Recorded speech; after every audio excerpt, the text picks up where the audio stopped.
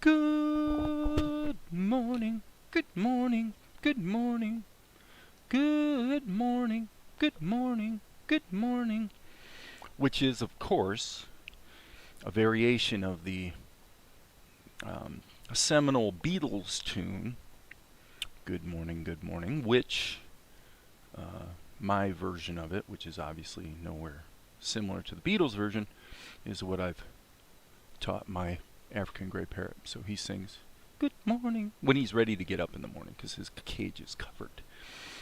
Well, it is, what is it? It's 10:53 and I'm scheduled to go live at 11 o'clock. So obviously I'm live too soon, which means I need to be very careful to do absolutely nothing useful for the next 7 minutes.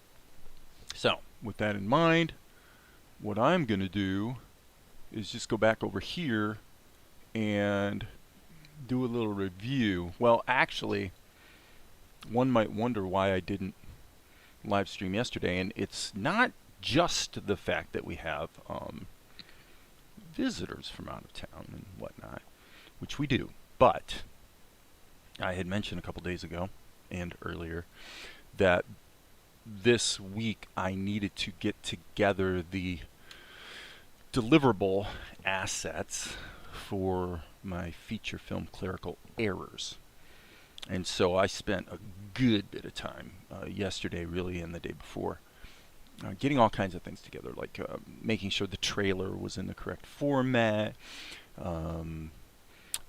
locating the closed captioning that is obviously required for many, many, many platforms. If you have to do closed captioning, by the way, I recommend you don't try to roll your own, because you'll find that no matter how hard you try, you'll wind up with a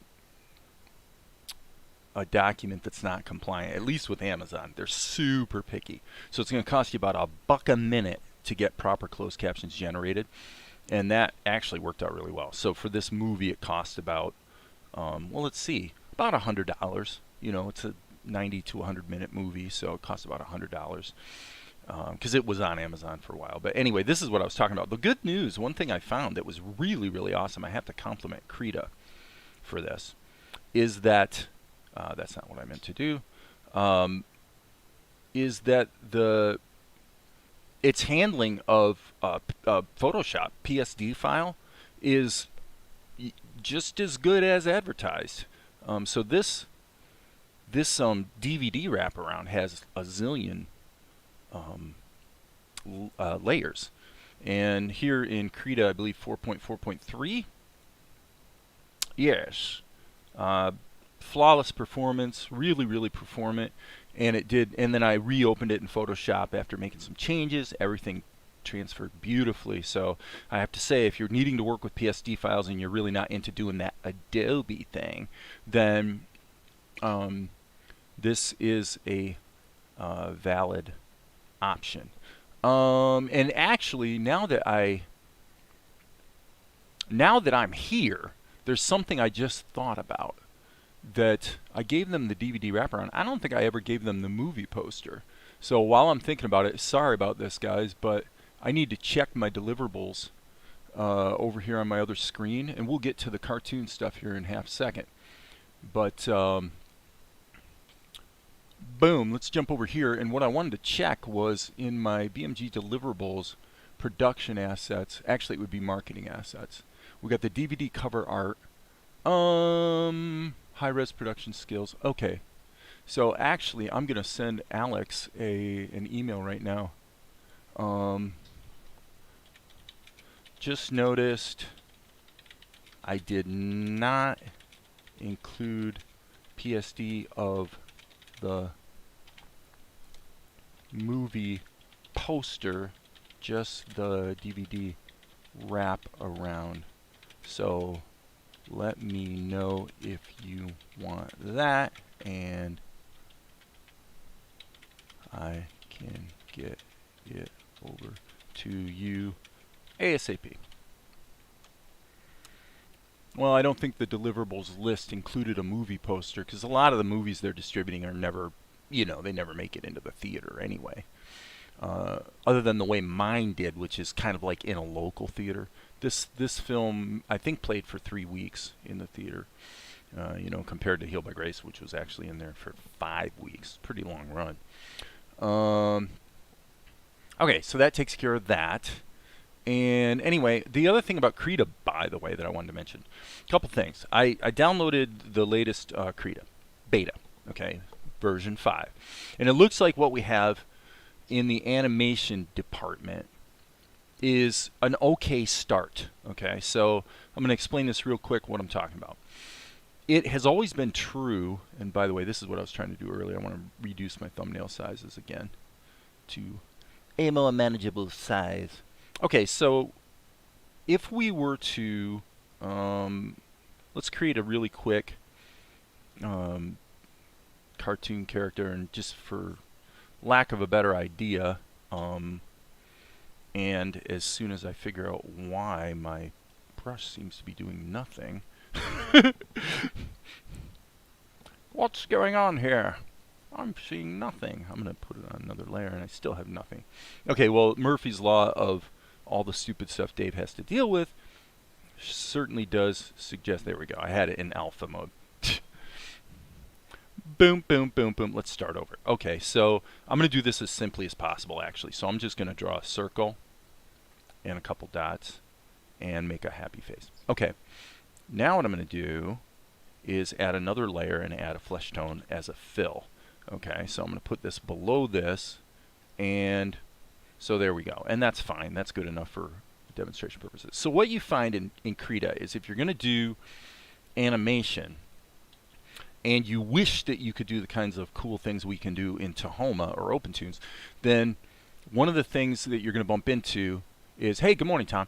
One of the things you're going to bump into is that you could say that the contents of your cells as drawn are inexorably married to your animation keys. Okay, so let me show you what I mean by that. Number one, if I want to, because these are on 2 separate levels or layers, if I wanted to animate these as a group, I can do it. Okay, what I do is I hit Control G and I put them in a group, right? And if there's already an animation key here on the first frame, then I can grab the group, go to a later frame, let's say, hit the A key, and move this over here. And as you can see, what happens is Krita goes ahead and animates that for me. Okay, so then what you have to do is set up your onion skins so that, like, maybe you would go to a middle frame here. And why am I not seeing my onion skins? I guess we're going to be replete with Krita issues today, and it's probably because I haven't done diddly in Krita for a while, and I probably have the onion skins turned off globally or something, but that's not really relevant at the moment anyway. The point is, if you're going to tween this, what you'll do is you'll go like, take your group, go to your, you know, your first tween spot, maybe like this, and then if I'm going to ease it in at the end, I might say, well, here's my finishing point. So I'm just going to wing it here since I don't have the onion skins working, and I'm not going to fiddle with it. But what you can see Krita does is it just adds these keys. Now the drawings that are in each of these cells are baked into those cells. So the animation, as I said, and the drawings are inexorably entwined. There is no concept of, say, taking this drawing and moving it around and having the translation of the drawing separate from the contents of the drawing. Okay, that appears to be what has changed in Krita 5. I haven't thoroughly tested it yet. At a glance, it was a bit non-intuitive because the way they're doing it is they're saying, okay, go to your group and add a transform mask, which kind of makes sense. So if I add a transform mask here, what that does is it takes the group and it applies a transformation to it that really has nothing to do with the animation. It did create an offset, as you can see, because what's happening is the transform mask is being applied after the contents of the cells. So the character got moved, and now on top of that movement, we have this transformation that took place, right? Okay, and you can basically do anything you want in terms of translations, and it will those translations will propagate. Historically, Krita's been really, really persnickety about this, where the buffering of the pixel data would get corrupted when you did this, and it actually didn't work very well. In 4.4.3 and forward, it seems to actually work pretty well most of the time, with the caveat that instead of hitting Control E to bake down the animation and bake those transforms into it, what you really want to do is make sure everything is in a group, and then what you want to do is, it's also Control E, but what it does is it merges the group. So if I hit Control E and merge the group, probably what I'm going to see is what I expect, which is, yeah, see, as you can see. So it took everything and baked it down.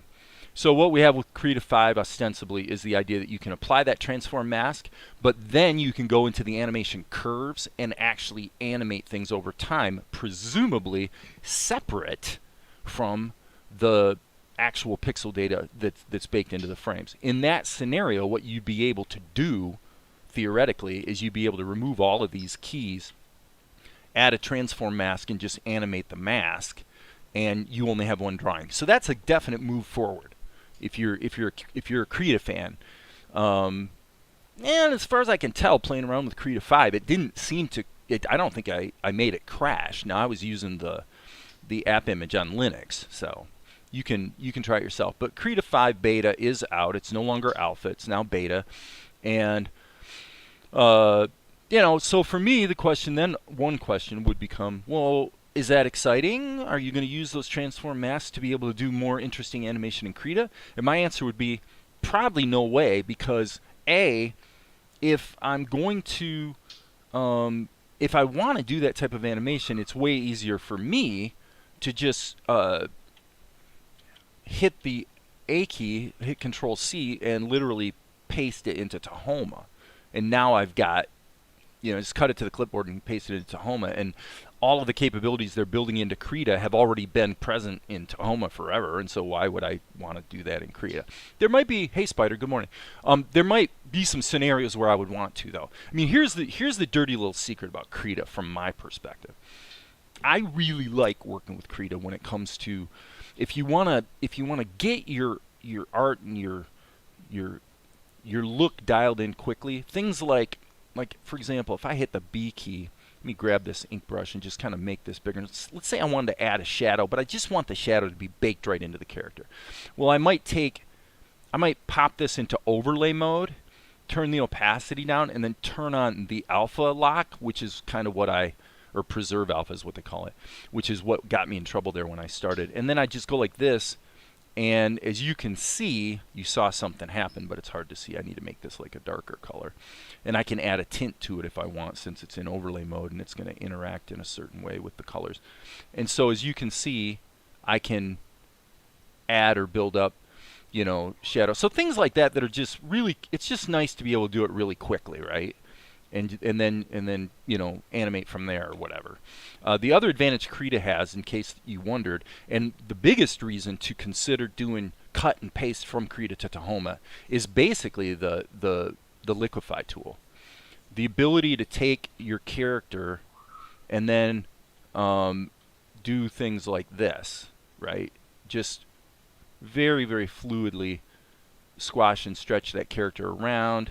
If I was actually going to have him go into a move right here, what I might do is have one frame that's like a real exaggeration. I'm being really, really going over the top here, but, and then I would actually take this frame again, paste it back over here, and then move that, but not with the liquify tool, just with the regular free transform.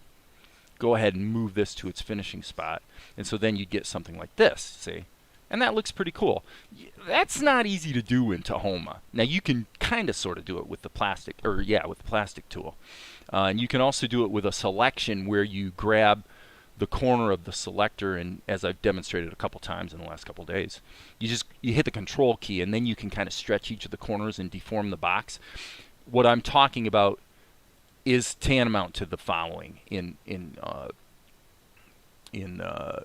Krita. It would basically be probably like would it be a cage transform? Kind of. That's not really quite it. You would probably do a perspective transform. Yeah, and then it's I've never found much use for it, so this is not quite as good as the selection tool Tahoma insofar as you can actually independently affect each of the corners and blah blah blah. So you pick your poison, you know. They each have their advantages, and using the two together seems to be where I gravitate to. Having said that, hey Darren, in the last month I don't even know if I've had 2 occasions to be in Krita for anything that involved characters and animation. Now background painting, it's a whole other story. All of these backgrounds were painted in Krita originally. So, hey Tiny Salad. So this is where it brings us to today. And I want to bring up a tip. Darren will probably be maybe glad to see this tip being suggested. But here's the deal. I'm going down here, and what I need to do today is I need to do the paint work on this. Okay, so now I have shown you guys in recent days that you can go into your browser in the drawings folder, and you can find the TLV file for you know, from another scene. Excuse me, I'm burping in everyone's ear, so sorry about that. Okay, the only kind of disadvantage to it, I suppose, is that a lot of times it takes a bit of time for these thumbnails to cache. I think if I actually open one and then close it, all of a sudden the caching will happen a lot faster. But I wanted to point something out. If you have a big project where you've got 1 trillion different TLV files, I've got an easier way to load a character from a previous scene that you can then steal the palette and use it in your current scene. And that is, instead of going to your drawings folder, do it this way. Go to your scenes, because this is a little easier, because I know right up here that I've been working on, well, this would be the last one. Let's look over here. The last one with Mel that I'd need to steal the palette from would probably be 0000J.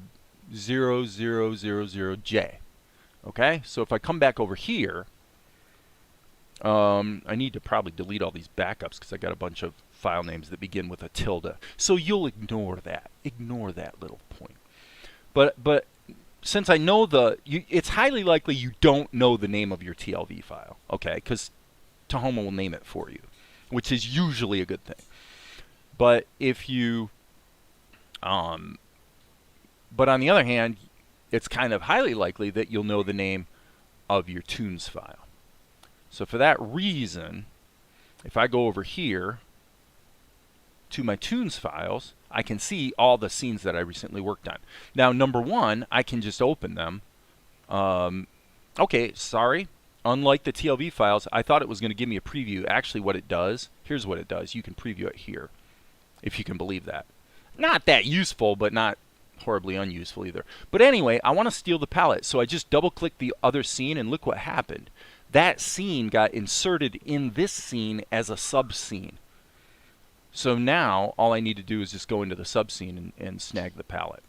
So kind of useful. Awkward Penguin. The naming convention is alphabetical though. So if you made one that's AE, the previous one would be AD. Yeah, that's true. I mean, if you want to pay closer attention to the naming of your TLV files, you know, that will serve you well.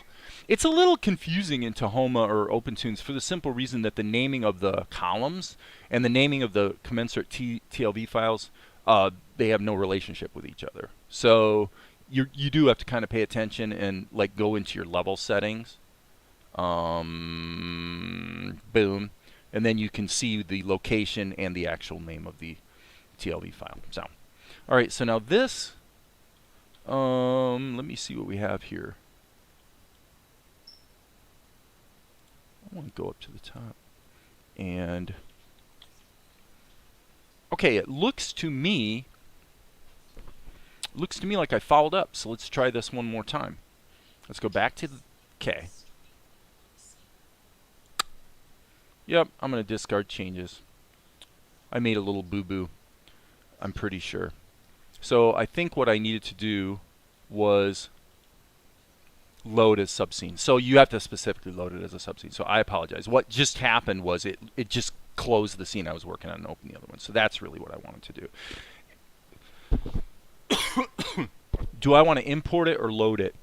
If you don't know, if I load it, it's going to be this Toonz file will be referenced in my current tunes file as a subscene, which means if I change something in it and save all, I'm pretty sure that the changes will get saved back to the original tunes file.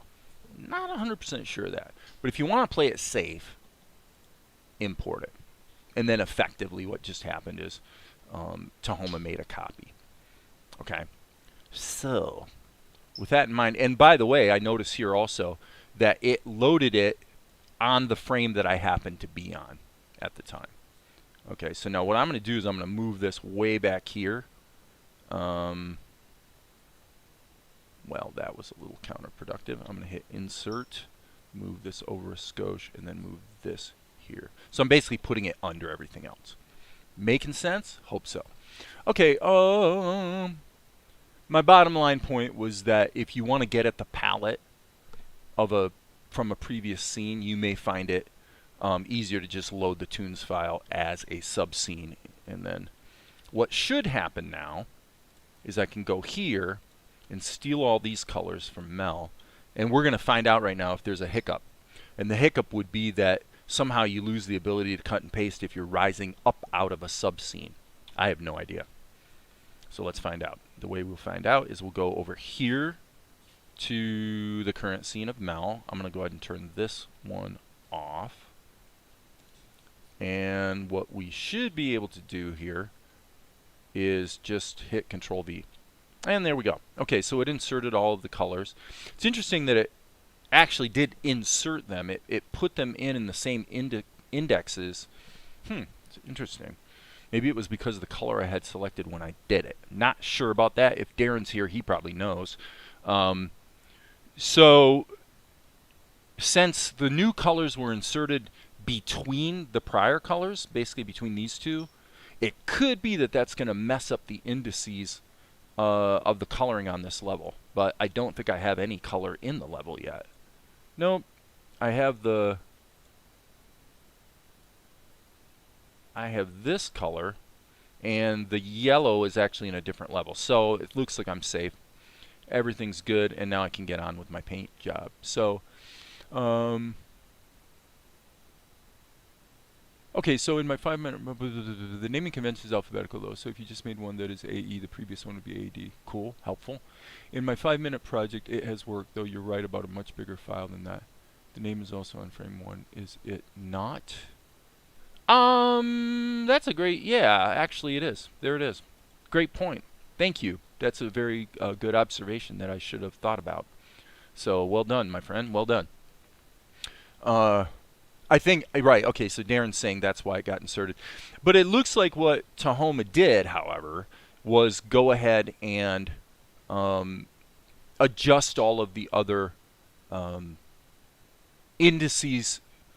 Okay, so what I'm trying to say is that if I had something that was colored with, you know, what's listed here as color 4, the same name literally as this one, I'm pretty sure Tahoma would have adjusted it under the hood so that all the colors still were mapped correctly. I have no idea, though. I've never actually bumped into that one. So now we've got a little extra problem. The first thing I'm going to do to solve it is go ahead and delete this. I don't need this anymore. Although it could be argued that stealing the background painting from this subscene wouldn't be the worst idea I've ever had. But nope. For now, I'm not going to do that. I'm going to try to keep things clean-ish. So I'm going to go to my scene cast. As you can see, it's showing a whole bunch of nothing. I'm going to remove all unused levels, and that'll sort of get everything back in shape in terms of all the levels that Tahoma's keeping track of under the hood. Okay, so my next step is that as we progress through this scene, I've kind of broken my own rule, and as you can see, encapsulated multiple shots into a single tunes file. So I've got the same problem again. What I'm going to do, therefore, I'm actually going to do it this way. I'm going to hit Insert on this header and move this over again, and I'm going to go here just to see if it loads it here. Okay, so now what I need to do is go and find a shot of Erasure, and looky what we have here. So there's one. So let's take this, and we'll load this as a subscene. In this case, I'll just load it because I'm going to basically steal the palette and then delete it anyway. So then I'm going to go in here. Go to Erasure's stuff. I'll adjust the outline color you know myself. That's no big deal. So Control C, go back up out of here, and then, as I said, we're literally doing the same thing again. So I'm going to go down. I'm going to actually do it here because I think everything from here down is unnecessary. So I'm going to go Control V, and now we have all the Erasure colors in there, conveniently broken up by my paintbrush, so I have a way of visually telling instantly where the change is from Mel's colors to Erasure's colors. Not a huge benefit, but a little bit of a one, so there you go. All right, so now I'm going to take the subscene and delete it. And as already demonstrated, I'm going to keep things clean by going into my scene cast and just cleaning things up. So now that's interesting. Cast, so G and F. So the subscene's no longer there. Oh, is it? No. So that's a little strange. Let's go to this. Here we go. Cast. No unused levels. This is kind of interesting, though. I'm not going to pretend to even know what's going on. 00G and 0000G and F are still being referenced, even though they've been deleted out of the X sheet. So that's a little weird, but now would be a good time to save all. Save your work. Save early, save often, my friends, or you will regret it. Okay, take a sip of my tasty beverage. While she saves, and now we can get down to the very edifying work of coloring our shot. Okay, so here's Mel's skin color, and let's just get to it, shall we? Oh, we got a leak. Okay, so you can kind of see where that happened. I'll bet you that fixed it. Nope. So it looks like I've been slightly careless here. Right there on his ear. You little stinker. So I don't know, once I get the coloring done today, and we're going to have to fill all those again. I don't know how much more I'll be doing than just the color on this shot, frankly. And so this may not be the longest session ever. Well, we'll see.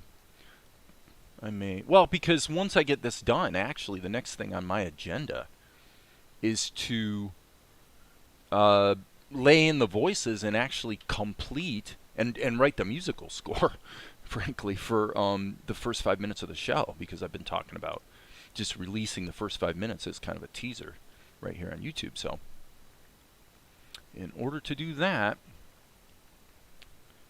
got some work to do that doesn't really necessarily involve animation. So checking the chat real quick.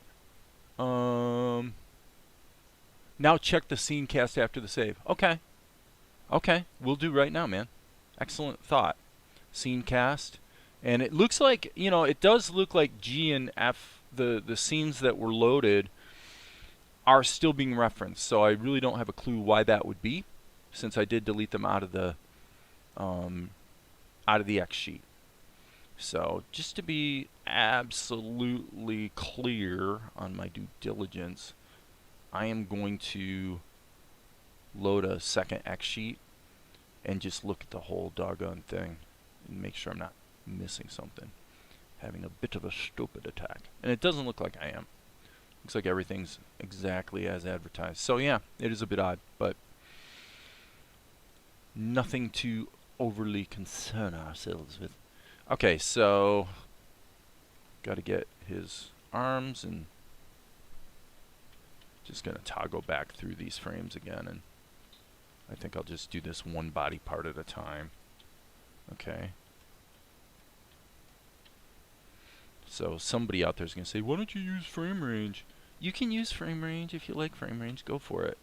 I just usually don't, because just going through and clicking all the frames is pretty fast, and if frame range misses, it winds up taking just as long to fix the problem with frame range, so you know, why bother? All right, so here is Mel's garment. But I tell you what, just to make you happy, because I know you're out there having a cow right now, I'm going to click there and there. And as you can see the little red plus sign? Now watch. Boom. Oops. And now all of the garments have been filled. So sweet. Let's try the same thing with his hair. Boom. 1, 2, 3, 4, 5, 6. Boom. Okay, that worked. 1, 2, 3, 4, 5, 6. Yep, that should be good too. Cool. I actually like the way that one will. Well, that one might work. Give it a try. Nope. Yeah, see, that's what I thought. Okay. So that, to me, let's just hit undo.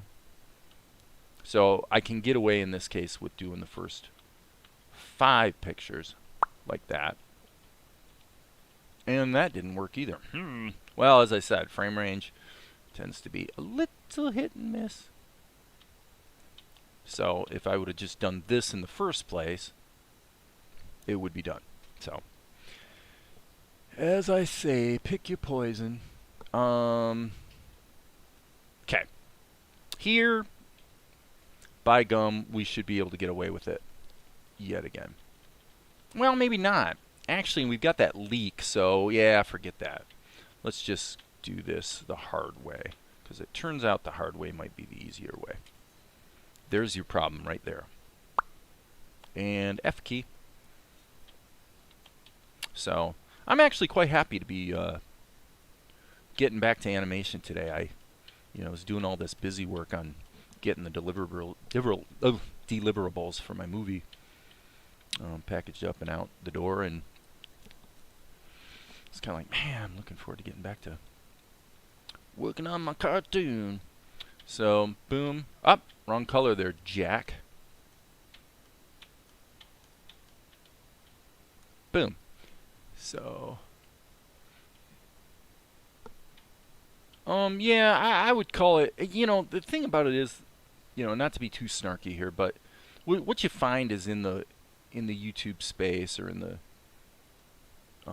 the social media space, is that, especially with new releases of animation software, and I would say especially Blender, and to a lesser degree right now and recently Krita, insofar as animation tools are concerned, you get a lot of chatter out there about how this is so cool and that's so cool, and it's just amazing what we can do now with the software.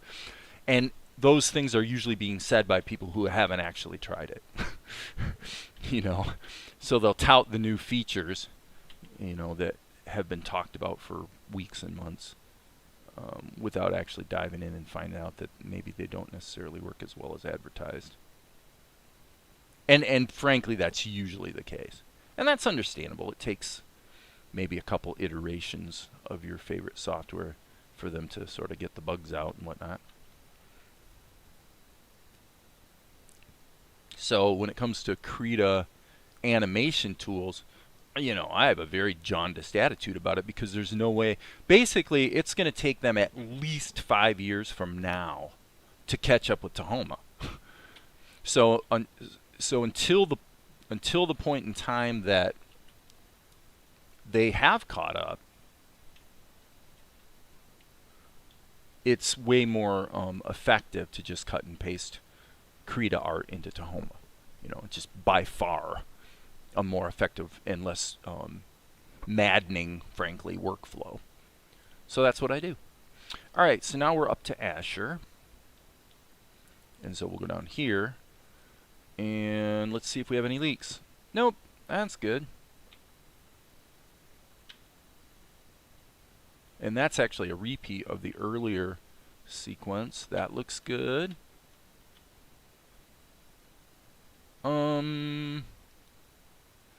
Okay, I guess everything else is just lip sync. So, okay, cool. That was pretty easy, wasn't it? Okay, so Asher's little cappy thing.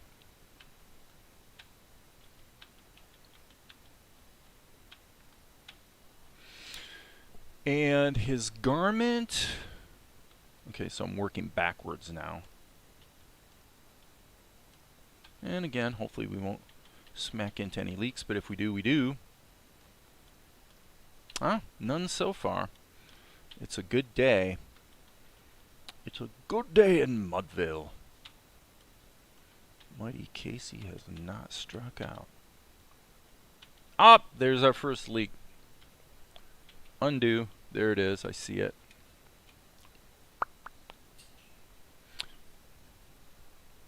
Well, you're going to get them once in a while. That's a fact. So it's probably there too. Now, if I hit Control-Shift-F, yeah, indeed, it shows me that that was not filled. So that's my bad. I should have gone through and done a fill check before I started, actually. Fill check test. Just scan through the frames and see if any obvious holes revealed themselves. So now I'm going to check on my edit, and it looks like I've been kind of using a dark-ish color on his. I've been bending the rules a little bit here on Asher's eyebrows. Technically, they really should be lighter, but I don't want to. This is the first sequence in the show, and in most, well, I guess you guys may want to see this, but through most of this sequence, that his eyebrows pretty much have been just kind of penciled in, you know. So you could argue they should be white or gray. I guess we'll go with. I guess that'll do the trick. I think that's what I did before. What I need to do, let me just see here. I got to get his beard in there too. I forgot about that. Which means I'm going to have to take the gray hair color and just draw a border line and then fill that in. So, no big deal. No big deal. And you could maybe argue that lightening these just a little bit so they stand out against his flesh tone would not be the worst idea I've ever had. Okay. By the way, I did not fill his smile. Okay, so now let's go to Asher. In the eye color, we'll hit the V key and just do it this way. We'll just do it the simple way. The visceral way by just reaching right in there and painting them. Okay, you're stuck on the other screen again. Sorry, guys. I've never done that before. Sorry. I've done that way too freaking many times. My apologies, friends. My apologies. Stuck on the other screen. Well, that's what happens. I jump over there to show you something, and then I forget to put it back. As you can see, the eye color is slightly lighter than the, I guess you'd say, the beard color. Okay, so now what we're going to do, we want to be a little careful here. Let's grab the beard color and let's toggle through. Okay, so now what we need to do is I'm going to hit the B key and just create, as I said, kind of a border there so we can fill that. Okay. So now as you see, we should be able to just grab this whole section because nothing changes here. A little bit actually, so I'm going to have to hit the control key and do a little bit of a stretch there and a little bit of a, now that's not going to work. Okay, so let me undo that. I need to actually redraw that and fix it. So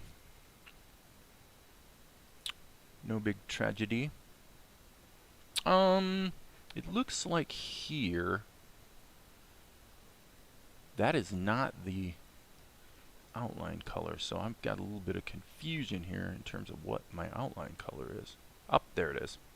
Okay, so we're going to lighten that a little bit, and then we just have to do just a little correction here, like so. And then the easiest fix would be to just completely erase it so we can sort of start clean. B key, draw that line, fill that, and then grab his flesh tone, which is actually here. Cool. Very, very, very, very good. Back to Mel. Bump, bump, bump, bump, bump. And now we're back to the beard. Now, does the beard ever change in these three? No, it doesn't. In fact, this is actually only 2 drawings. So, there's the beard. B key. Fill that. And then again, what failed a moment ago, we'll try it here and go. Okay. So, sorry guys. Alright, so we might as well pop this into the show. I will try my best, friends, to remember to switch back and just look at how this is playing in color. No complaints so far.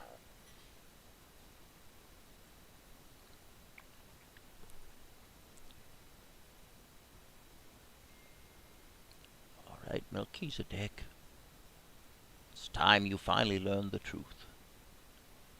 And then Asher begins to tell the backstory about the land of Newsy and everything that went wrong sociopolitically. Now I'm reaching over in OBS and switching back to this screen.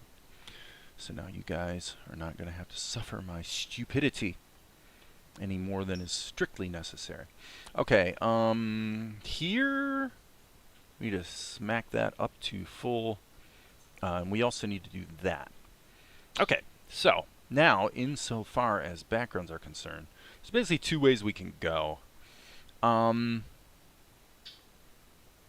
know I want this focal blurred less than the close-ups, so therefore I'm going to go ahead and put these other drawings on a different level. Okay? On the show, when we have a close-up of Mel, the darker part of the blurred background is on the right. So I'm going to take this drawing and smack it down here. Okay? And now, these shots are going to be about the same, though, in terms of the focal blur and stuff. So therefore, I can just stretch this down to here. Just keep going, and when it gets to Asher, I guess we need one more frame. When it gets to Asher, we'll grab this one, and it didn't grab. That's another one of those Tahoma things. Okay, so now I just need to go back down here and see where it ends. It ends on 93, so we stretch this down to 93. Okay. So now we're back to Mel from 94 to, I assume, 114. Click, then drag. 114, I'm guessing. Yep. And then on 115, again, grab number 4 and pop that baby in there. And this part actually is not the pull-out shot from their domicile is not part of the Tahoma2D. It was in the pencil test, but okay. So now what we're going to do is we got a couple choices to make. What I'm thinking is, I think we're just going to take column 2 and do a fairly aggressive focal blur, just because that's what the entire rest of the sequence has had. So we've got a blur on this one, but it's a much lighter blur. I think it's only, yeah, it's 10 pixels. So what we want to do is take column 2, and we'll add the default blur of 45 pixels, and then kind of decide from there what we want to do. Frankly, I think we're okay. Let's keep rocking forward. Now we may have a problem, I just realized. And the problem would be that because Mel and Asher, we may have to split Mel and Asher into 2 different levels. We do. because they're going to have different body highlight settings. So let's just do that. Let's take Mel down to here. Nope. Here. Yes, here. Okay. And I'm going to go ahead and give myself a little more real estate here on my X sheet.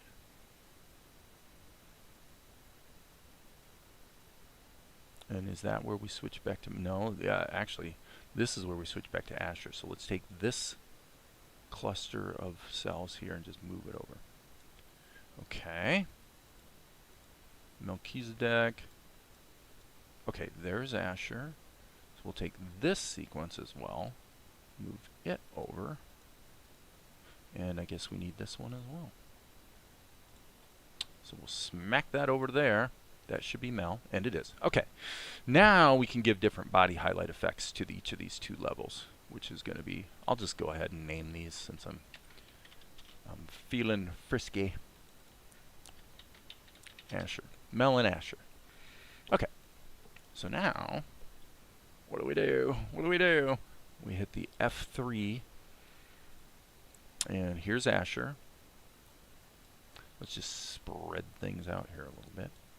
And here's Melchizedek. Now, when we did Melchizedek on the other shots, we actually did 2 body highlight effects. I am going to ballpark it. So let's go light, body highlight, and see what we get. Okay. And essentially, his body highlight effect should be centered. So I'm changing the X from 22, whatever it is, to 0. Okay? And now we're going to change the transparency to, I think it was about 80, wasn't it? 0.8, 80% in other words. Hello? 0.8. There we go. Yep, that feels about right. And then what I did was I went Control C, I grabbed this, and went Control V. So that just doubled it. But this one, too many windows, friends, too many windows. This one is going to be color black inverted. And then I'm going to say 0.6. Oop, wrong. I got it backwards. 0.9. I went in the wrong direction. That feels not quite right. 0.85. That would be better. Okay. Okay. So we got Mel handled. And now we got to get to Erasure. Erasure. Okay, so I'm going to look at Erasure shots.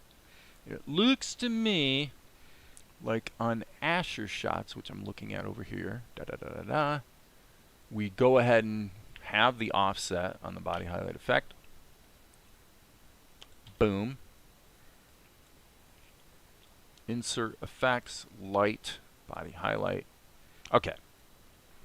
But it is definitely a negative effect. So I'm going to go, again, too many windows here. I'm going to push that down to black, invert it, and then just turn the transparency up until it looks about the same as the other shots. And there is, yeah, one more thing I'm seeing that I'm missing, by the way. So I'm going to go 0.85. Hit the tab key. And what is missing is I forgot to give these guys shadows. Oh my gosh, they're in Peter Pan mode here, man. They've lost their shadows. Okay. So, hey Dominic. All right. So what I'm going to do is go back to the beginning of the shot. Well, this is again underscores actually why I tend not to put multiple shots in a single Toonz file, is because there's this sort of an arbitrary point you reach where, you know, the number of effects and levels and everything starts to pile up to the point where it becomes a bit, you know, it becomes a bit more clunky to manage. So anyway, let's create a, actually let's do it here. Yeah, let's create a vector level. And this is going to be for shadows. So I'll hit the B key, And what we're going to do is just get started right here. Fortunately, when you're in the rendered preview mode, as you can see, you're still able with a vector level to see the line being drawn, so you can actually leave it in rendered mode if you want to. This is probably going to be about 18. And as you can see, we've got a setting on our scene that we need to set.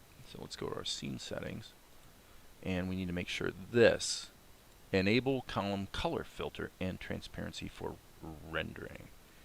Make sure that's turned on. And I expect we'll probably have to just turn this off and back on. There we go. Okay. Cool beans. Now this is all... Okay, his shoulders, yeah, he's got the shrug, so... Actually, yeah, we're going to have to do this multiple times. So what I think I'll do is get all the shadows around his hair set, basically everything that doesn't really change. And then I'll make duplicates, and then I'll shade this part individually so that I can animate the shadow when he shrugs his shoulders. Makes sense, friends? I hope it makes sense. Little shadow there in his ear. Maybe a tiny shadow on his nose. Okay. This would remain the same. This is just a blink. But then the shrug does begin. So I'm going to hit the D key, and that's it.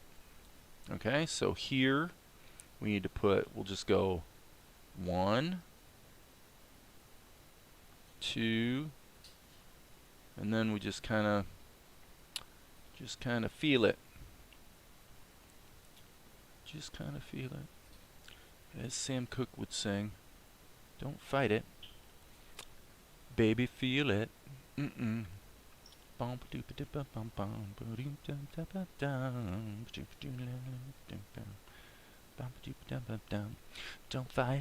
fight it, baby, feel it. I didn't like that last one.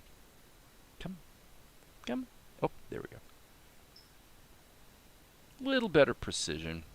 This one I don't mind so much. It's a little loosey-goosey, but it feels good. So, all right, let's go pull back here, and let's maybe reinstate our layout. Okay. Boom, boop, doo, doo, doo. So yeah, like I said, feels good to be back in the saddle again, working on animation today. Doo, doo, doo, doo.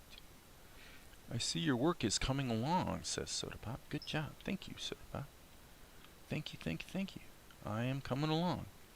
So once I get this shot done, we'll get her cut into the show, and then I think I'm going to basically stop animating, stop fixing up shots, and smack the voices into the first 5 minutes of the show.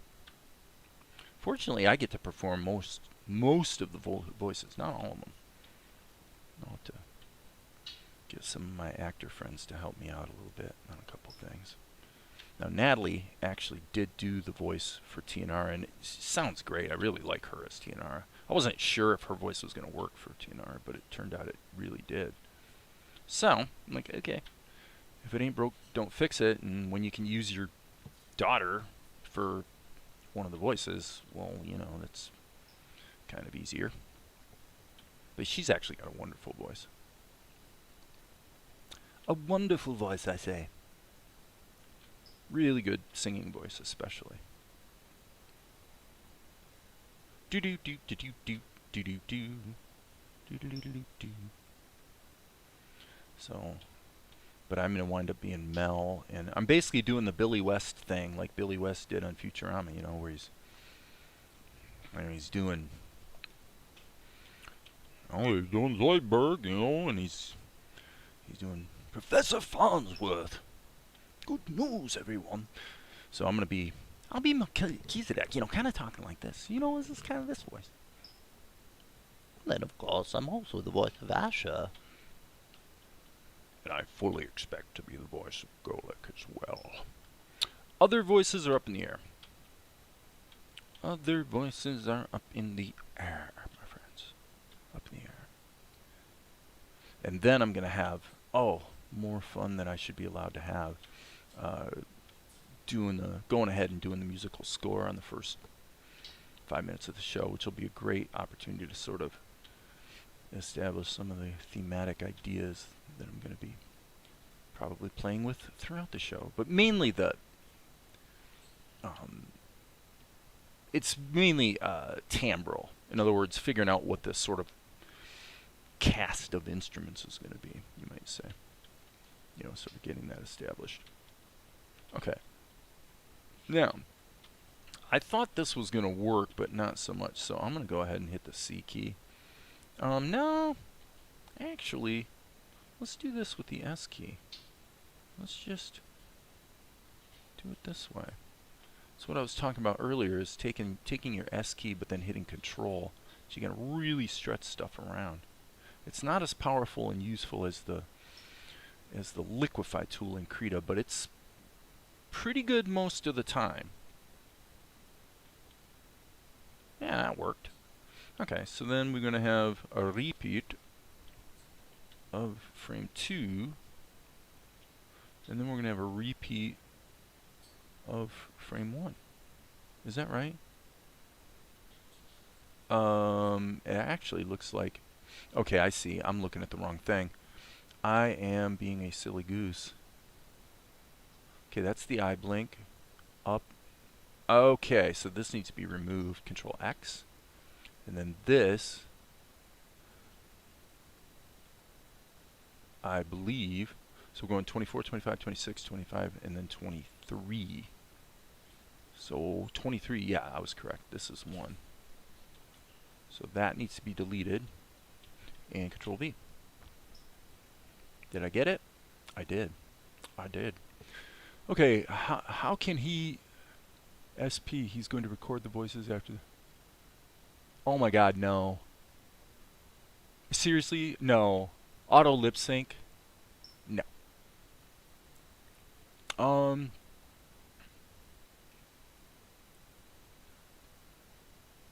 Yeah, the voices, I mean, this has come up before when I've talked about lip sync is the reason I'm using sort of anime convention in terms of phonemes is so that it's not locked to a specific language, because it's highly likely that this will wind up getting translated eventually.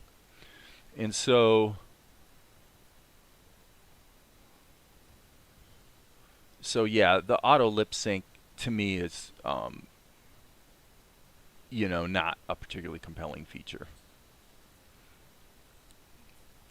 Just saying. I mean, that's just me. Okay, so now I'm going to do a little erasure here. You guys have to trust me on this one. When it comes to laying in voices and music and into a show or a movie, I mean, I've done it lots of times. Been down this road quite a lot, and you can be confident that when it's all put together, it's going to be good. It's going to be cool. But,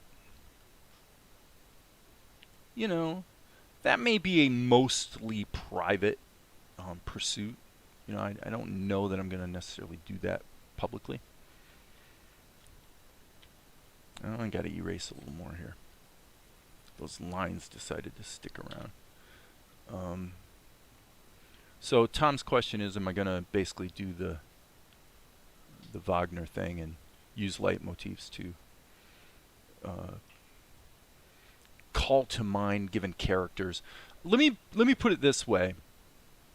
In terms of stylistically, like if I was going to parallel let me see here. So as far as your question, Tom, the answer is probably to an extent. We'll kind of see. I mean, I'm not really mega decided on that. I think it would be extremely interesting and fun, and probably some of you would enjoy it if I did a video where I actually demonstrate the entire both logistical and mental process of figuring out how you score a scene. I don't want to say that I am particularly amazing at it. I'll always point to my own work, and then you can judge for yourself. So if you go and you look at Healed by Grace 2, which you can see on, I mean, that would be my best job that I've done of scoring a movie. It's the last one I did. The one that I'm getting ready to release right now, which was done before that, it was originally completed like in 2015. The scoring on that one's really pretty good. And it's a movie that, the whole idea of the movie was to get the feeling that you had in these 1960s Disney films, like, the Dexter Riley stuff, the Kurt Russell movies, where you had this feeling of music all the time. Like the music's nonstop through the whole movie. So it's a ton of music. Most of it worked really well, and some of it was like, you could probably do a little better job there, dude. So,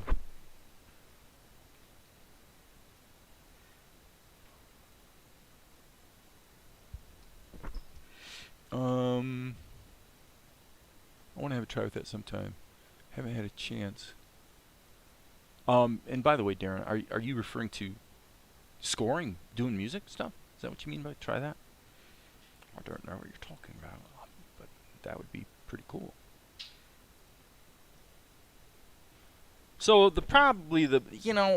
my first priority is to, number one would be to reference the theme song. Okay, so we've got a theme song. Obviously, every time anybody goes to my YouTube channel, they're hearing the theme song that I wrote for the show. Okay. Now, to be fair, it is not necessarily the case that definitively will be the final theme song for the show, but it probably will. I think it came out pretty well, and yada yada yada. Okay, this is going to be a bit of a problem. That's going to have to be duplicated from here. It's not going to look right. And what about his cheeks? Yep. So I need to take this. So what I'm going to do, I'll just kind of talk this through as I'm doing this shadow work. Is what's going to happen? I know me, and I know how I'll do it. So what's going to happen is I'm going to be taking the theme song from the show, which is da da da da da da da da da da da da da.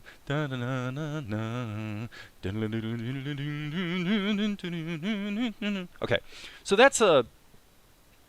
So now, what would you do with that? You probably take the melodic fragments, like the.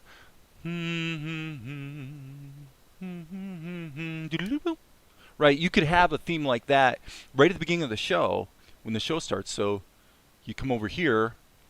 Actually, if this is turned on, you'll actually hear it. So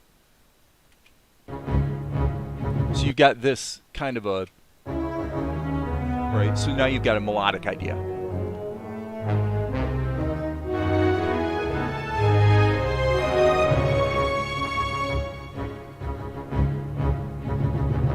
Okay, so the important aspect of it is the and there's a few things about that are problematic right out of the gate.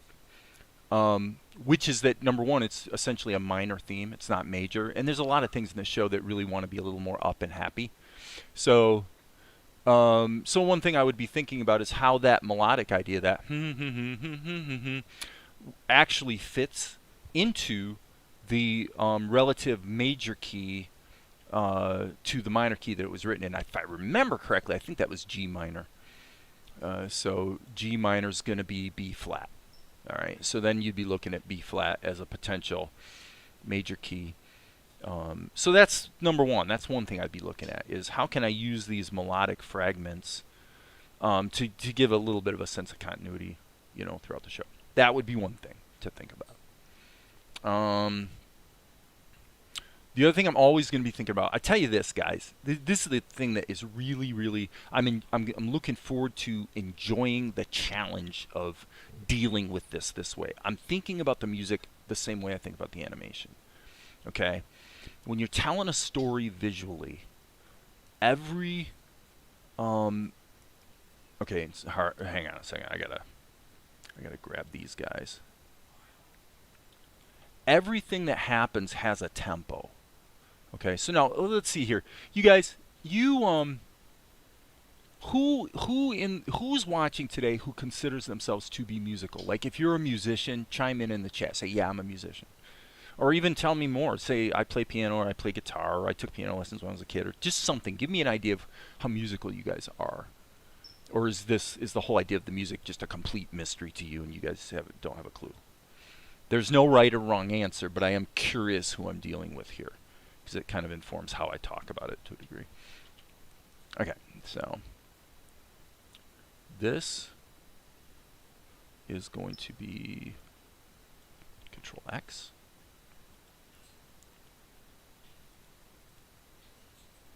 Well, that came out well.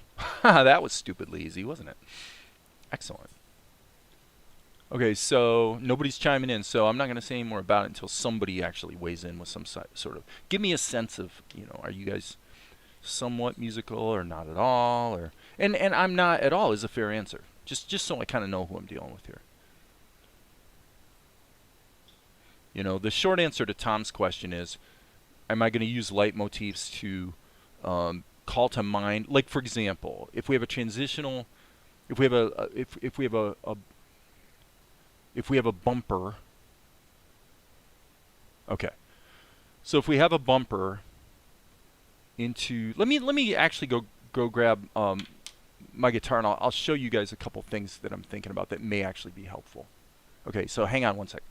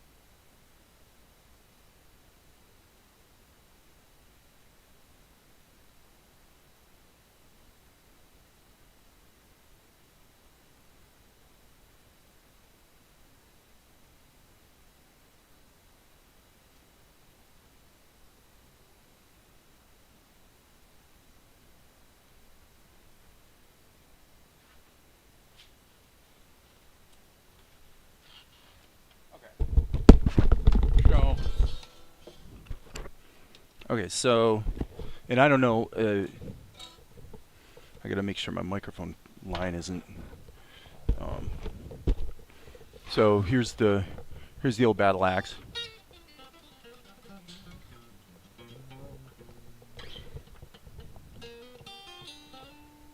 Little blues for you. Okay, so if you look at a shot, one thing I'm going to be thinking about right away is the tempo. So let's just roll this scene.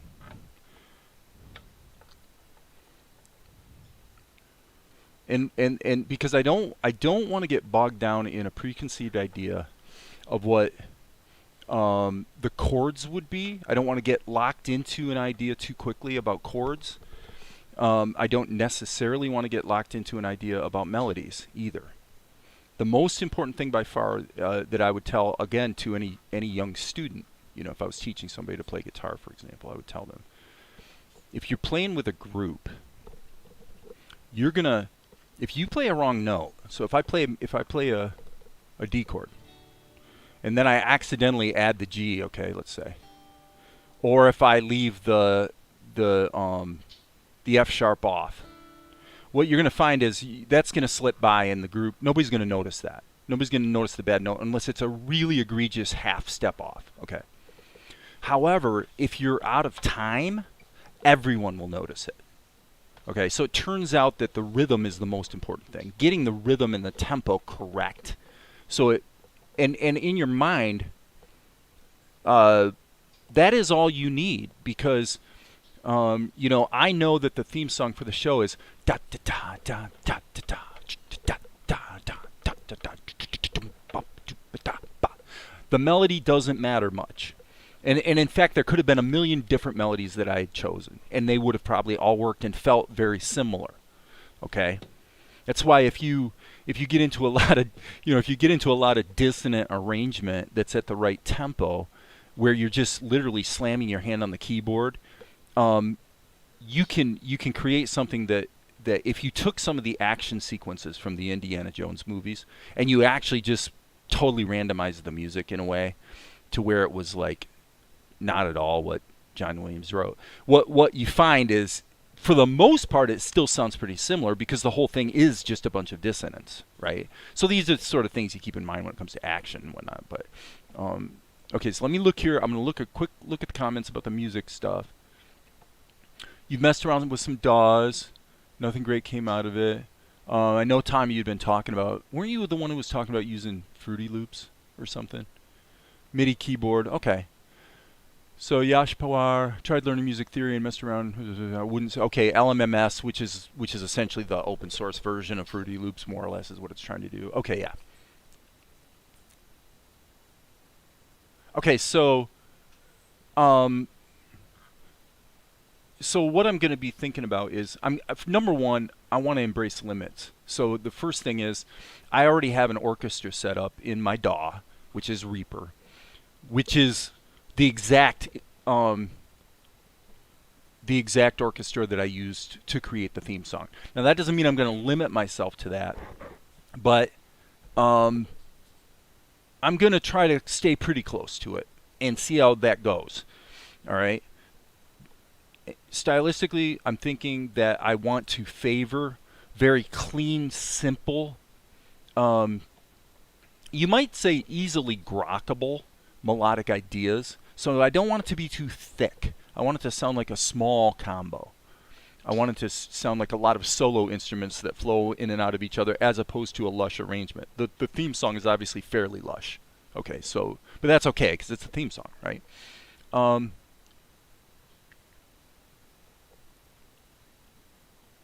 Now, so sales of the soundtrack music separate from the original animation. What about sales of the music?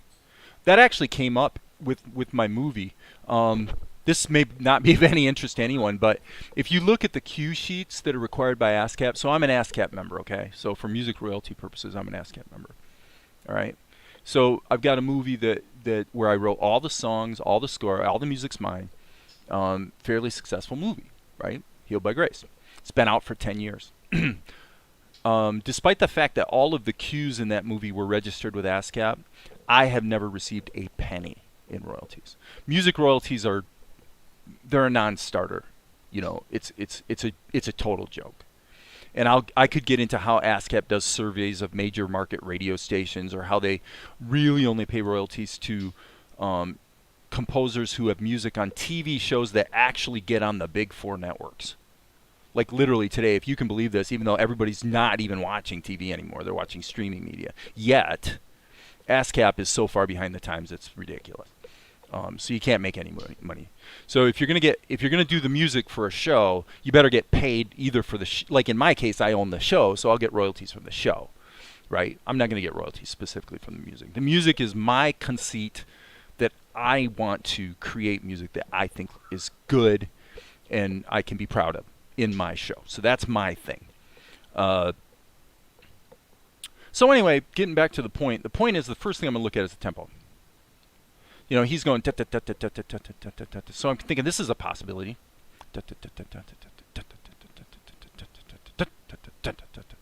Okay. But we're early in the show, and this isn't a particularly intense scene. Obviously, we need to finish those shadows. So maybe we cut that in half. All right, let me make one change here because we're obviously, this needs to be extended down to here, number 1, and number 2, the end of the scene needs to be set to there. Okay, so maybe it would be prudent to half that.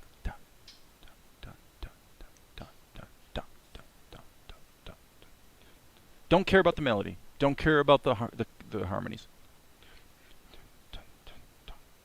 Okay. All right, so now let's think about this.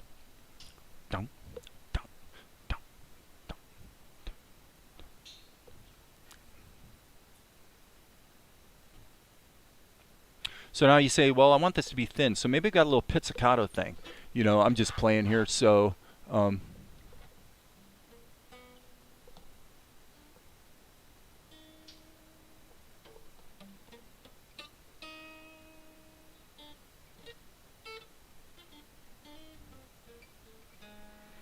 know, so you can play around with these melodic ideas, but the driver is the tempo.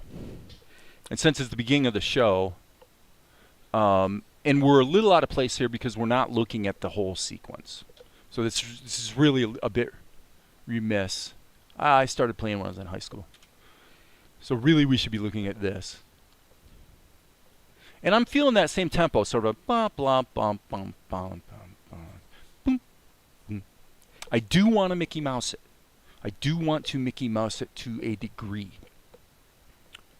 I don't want to necessarily have little pizzicato figures for every little shrug of the shoulders, but maybe. Okay, so in terms of the difficulty of it, there's a little bit of a trade-off between the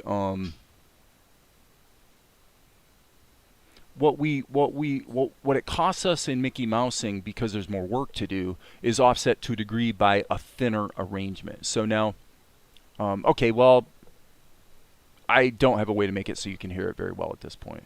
So that's okay, though. The truth is, I don't really need the guitar to talk about what I'm talking about.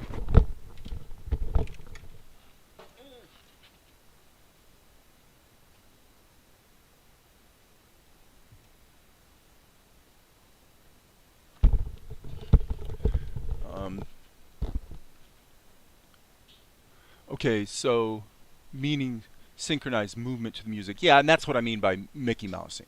When I talk about Mickey Mousing, that's what I mean. Is, you know, we've got this music that kind of ends pretty big, so we definitely need a bumper. So it's just, this is like common sense, right? So, you know, there might be a you know, just whatever. And then there's a bloom. There's going to be probably a little pizzicato thing there because something got his attention. And so I need to establish a clear, clean rhythm and tempo. Tempo meaning the actual tick, tick, tick, and then rhythm meaning once you actually subdivide that out so that you get the actual tempo that you're going to have. What does that come out to? If it drifts much throughout a scene, in other words, if the tempo has to speed up, then it's going to really call attention to itself. And so that's okay, but you do that for a reason. If there's a reason to do it, you do that. Otherwise, you know, the idea is for the music to be, you're looking again at the tempo, but you're looking at the emotion too. You know, what's the attitude? There's a little bit of a quizzical thing here. And so you're thinking about how does the music support the attitudes and the emotions that are coming through. And there's no simple answer to that. I'm checking something here on Erasure. Oh, I see what I did wrong. I was a silly goose. That needs to go to there, I believe. And again, I don't even consider myself all that amazingly good at it. You know, I just kind of do what I do, and I do seem to get better with each project that I do. So, but yeah, for sure, number one is get the tempo right. Then think about the emotion. You know, you're going to think about the instrumentation, how the instrumentation supports or conflicts with the emotion. You know, the cheeseball example of a pizzicato string there when he shrugs his shoulders, or when he hears Mel's voice, you know, he's kind of bloop.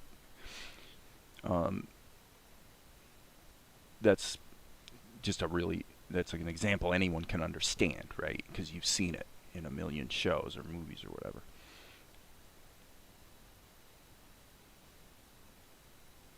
And it's a beautiful thing, and it can be a very challenging thing to do well. Yeah, I don't consider myself actually particularly great at it. I just consider myself to have been pretty consistently improving over the last few movies I've done. So, now, kind of back to Tom's question, are we going to wind up with leitmotifs that call to mind, you know, either the character that we're about to see or things like, yeah, I might do that. I might do some of that. To put it this way, I'll tell you who I'm studying right now. Yeah, of course I play electric guitar. There's videos here on my channel, Soda Pop, of, you know, if you search on my channel, jamming with Eric Clapton.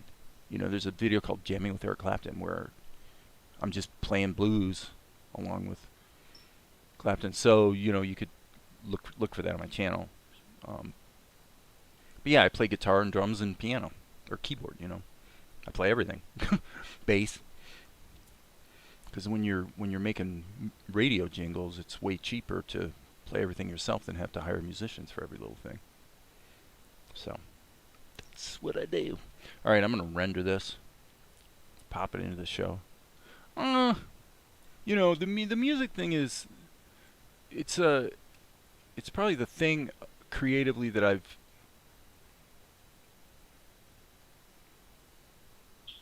had to work the hardest at over the years to really understand music and sort of master the ability to sort of bend it to my will, you might say.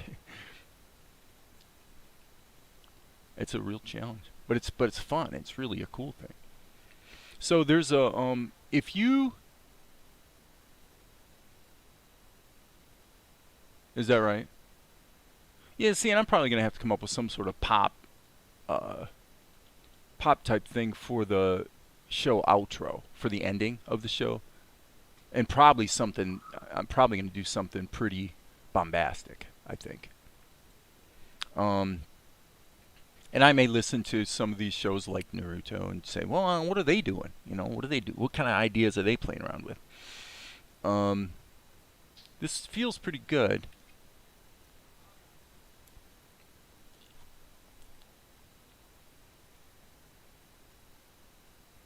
His mouth feels a little dark, as do Asher's eyes there. Alright, Melchizedek, and his mouth. Okay, let's jump back here. And what I'm going to do is go here to his mouth. And let's see if I've got this right. I think this. Yep.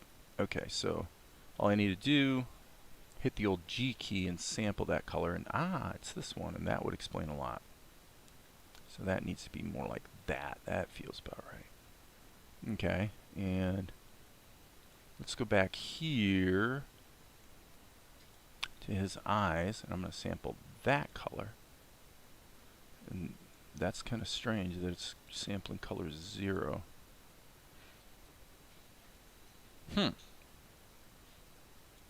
So I'm on the wrong level, maybe? Let's go here. There we go. Okay, so this feels just a little dark. And of course, that's everything. That is all the ink. So I want to be a little careful. Don't go too far here. But probably something like that would feel about right. And what do I see? I'm seeing an anomaly on his... Oh, I see. Okay. Yes. In this drawing right here, we got to make a little correction here, friends. Let's grab the flesh tone, hit the V key, and I want to cover up lines and areas, and we need to get rid of that little hiccup right there. And I guess as long as we're here doing it, let's grab this one too. So there are some recurring riffs played at key points in the Naruto series. Gives an extra bump to the scene. Well, and one of the approaches I've thought about. Okay, there's so much to be said about this, but one approach is the approach we see in a show like the British drama Merlin, which is a pretty well done show, where you see that they basically have a library of moods, you might say, and the music winds up getting reused in the episode, so they really got a lot of leverage out of their music. But it's so they sort of, and there's about a dozen different little musical feels that just just keep showing up in scenes that fit that mood, right? So that's a totally legit approach, and it's an economical approach for an ongoing series. Not a bad idea. So there's that concept to consider. And then there's also the idea of, when I say Mickey Mousing, you're talking about really given specific scoring treatment to every single scene based on what's in the scene. So those two things are at odds, clearly. By the way, Control-Shift-R, I'm going to re-render this, and I probably should save my work, Control-S.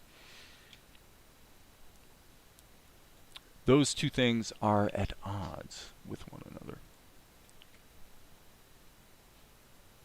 And that's true. Yes, the continuity and branding aspect of it is another point to consider.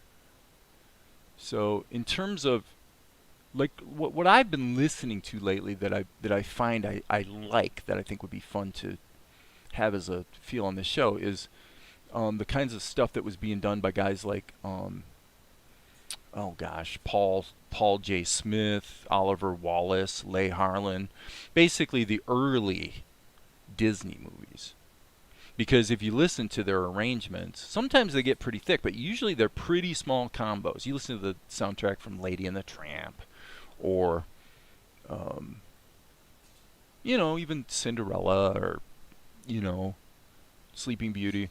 You get this, it's really different from the stuff Alan Menken did. Now, when I did the score for Healed by Grace 2, I was kind of channeling Alan Menken. And I think I succeeded to a degree, coming up with melodic ideas and arrangements that felt similar to the types of music you were hearing in shows like The Little Mermaid, you know, or Beauty and the Beast kind of thing. Now, I'm not as good as Alan Menken, but obviously, don't claim to be. But, you know, I was able to learn some stuff from him, and I really like his melodic sense. But I don't think it's the right feeling for this show. For this show, I want something that's a little more archaic. A little bit from an earlier time, but I don't want the really big bombastic Eric Wolfgang Korngold type stuff or Max Steiner type stuff that you saw in movies like Gone with the Wind or Robin Hood, you know, stuff like that. I love that music. And if you want to talk about leitmotif, that's what, you know, Korngold did a lot of that, okay? Some people think he sort of carried it too far. In fact, Max Steiner specifically thought Korngold carried that too far. There's a funny anecdote because they were both working for the same studio at one point, where Steiner says to Korngold, he says, you know, why is my music getting better over time, but your music seems to be getting worse? And Korngold, who had a quick wit, says to Steiner, well, that's because I've been stealing from you and you've been stealing from me. Korngold was a neat guy. I've got a biography of him. And I actually just read a biography of Steiner. Steiner had a crappy, difficult life. He just always was behind the 8 ball financially. You know, Korngold, on the other hand, had a charmed life, really. He was lucky to get out of Austria when he did. And then he was really treated with a lot of latitude and respect, you know, by the studios when he was scoring films. So now the new stuff, you know, your Hans Zimmer type stuff and your Harry Gregson Williams and, you know, Brian Tyler, who I think is a really neat guy, really smart guy, good composer, but I don't actually tend to love his music that much because they all have this really big bombastic thing that you hear all over the place in, you know, in shows like, well, like the superhero movies, you know. That's just what's working for the Hollywood movies. Usually for television, it's going to be, you tend to be more understated, right? So, do you have a special method for making backgrounds? Brazilian Dutchie. Hey, welcome. Only in the sense that most of the backgrounds, I don't know that the backgrounds here are kind of pedestrian because I'm reusing a bunch of backgrounds from earlier scenes because it's the same setting. But most of the stuff was painted in Krita. And it may have been painted. This looks like it was actually painted here in Tahoma based on the brush. That looks like my paintbrush, the oil paintbrush. But as far as a method, I'm sorry. Thank you. As far as a method goes, lately what I've found is the first thing I do is fill the whole screen with whatever like for one of these backgrounds I'd probably actually fill it with black. So I want to like decide what the ambient level of light in the situation is. That just kind of gets me started if you're dealing with a white canvas, it's a little tougher, you know, to sort of find your way quickly, right? But I don't have a great answer for that. I mean, most of the painting I do is in Krita. But if I don't need to go to Krita, I don't. So as I say over and over here, anything you do in Krita, you can cut and paste directly into Tahoma. So they work together seamlessly across the clipboard. So for that reason, I can use whatever tool I want. So anyway, sorry for being on the wrong screen again there. But yeah, Brazilian Dutchie, thanks for being here. I haven't seen you here before. Well, I think I'm actually done with the sequence, guys. Let me go ahead and play it one more time. But I think, so I'm playing it from the beginning of the sequence. We've got so we're coming, this is really the way it's going to start. We're coming out of the intro to the show. And then it's going to just dissolve right into this sequence that we're about to do, which I need to add the voice to, and then score it, and then this whole sequence will probably just get released here on YouTube as sort of a teaser for the show. So again, no music at this point, but and Mel's got something on his mind, and Asher is a little deflated. I knew this day would come. Big dramatic moment kind of thing, and Asher thinks that this is about Mel wanting to know about his history and his background. Why do we live with you? Why do I live with you? How did I get here? Blah blah blah. Where do I come from? But that was just a misunderstanding. Yeah, absolutely. A bird screech. Yeah, wind in the willows. You name it, man. It's all good. Maybe even thunderclap in the background. Who knows? Look at, we got another bird sneaking by in this shot. So now this transitions into Asher telling the whole backstory. So if nothing was changed in the editing, okay, at this point, if nothing in the editing changed, then we've got a sequence here that's almost, well, it's 5:20. So that's a little, well, no, it's 4.5. 4.5 minutes. So that would probably be good. So this is what would be narrated by Asher. He's basically telling the story. That's young Asher right there, obviously, from 20 years earlier. So he's telling the story to Mel. So that means I've got some scripting to do, because I have to rewrite it was originally like a narrator, you know, kind of one of those voice of God type narrator deals.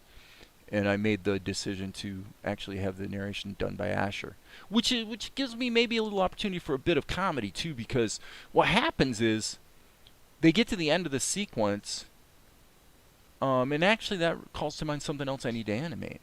Because really what happens is Asher gives them the backstory, and he tells them everything the audience needs to know to understand the epic nature of the show. But then at the end of that explanation, he never actually told Mel anything about where Mel came from or how Mel came to live with him, or he didn't really tell him anything. So at the end, Mel's got to be like, yeah, that's all fine, Asher, but you really didn't answer my question. And then Asher jumps up and says, well, no time. The villagers can't be kept waiting. And then it transitions to this sequence where they're feeding the poor, which is what Asher does, you know. So I guess I still have some animation to do. All right, so if we're going to do that, I guess what I might want to think about over here is creating a new scene. Oh dear, I've just discovered I have more work to do.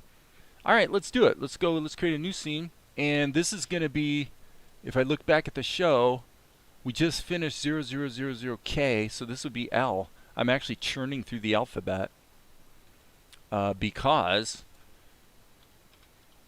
we've got scenes 001, 002, etc., already exist. So bear with me here for half a second, people. It'll be cool to see it come together. Yes. I was also thinking that it doesn't explain anything about Mel. Well, that's the fun of it. So that's why I need to rewrite the monologue, because when Asher's telling the story, I'm thinking it may cut back to them here and there. So maybe the whole thing will be 5 minutes. That gives me 30 seconds of latitude, right? So it cuts back, and Mel's like, well, yeah, Asher, but... And then Asher would interrupt him and launch back into the story, and then it would cut back to the flashback. It'd have maybe one or two of those. And then at the end of it, Mel's going to be like, but you didn't really tell me anything about how I got here. And then again, Asher's like, oh, no time, no time. Places to go, people to meet. Okay, so I think that would be not necessarily funny, but it would be an amusing way to kind of get the show started and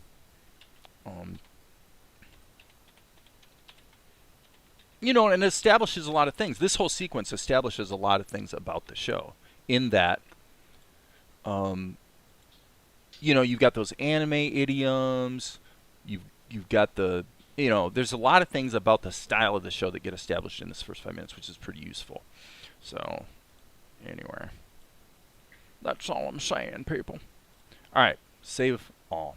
Okay, so now what we've got to do is deal with, I'm not going to put in the inserts, okay? So I'm not going to put in shots of Mel jumping in. I'll come back to that because I'm not sure yet how much of that I'm going to actually do. So what I'm going to do here is give myself a charcoal brush so I can really just kind of do a quick and dirty pencil test.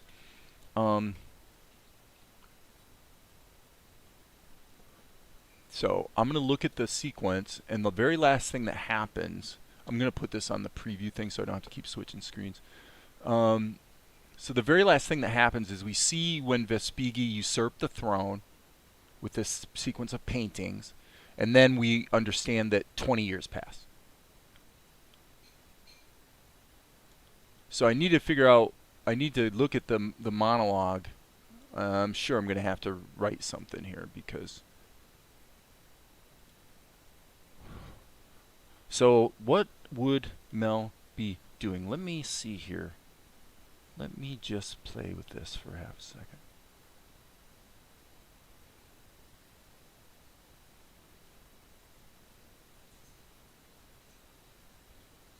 What I'm thinking about here is what the initial attitude would be, essentially confusion. So whatever is the last thing Asher says needs to convey that we're at the end of the story. And hence, Mel's reaction is going to be a bit nonplussed. So I'm not going to be... I'm just going to take my time here and just kind of feel it, people, feel it. Okay, yep, look at that. Man, the life of a right-hander, jeez. There we go. And probably for this shot, what we'll do is we'll actually have the silhouette of Asher in there. So we'll give it a little bit of context that way. That will work.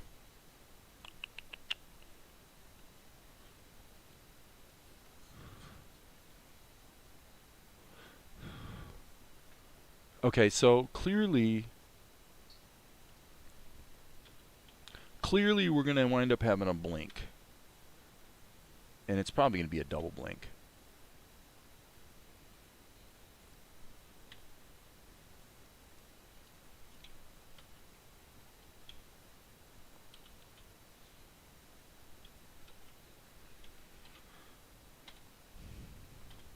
Hello. Boop. M key. So I'm not being too picky here on the drawings because I'm just trying to get the feeling going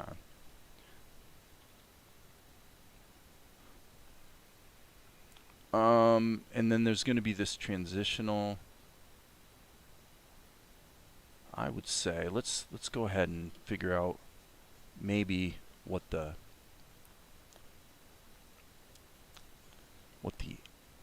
landing spot of this is going to be in terms of his attitude.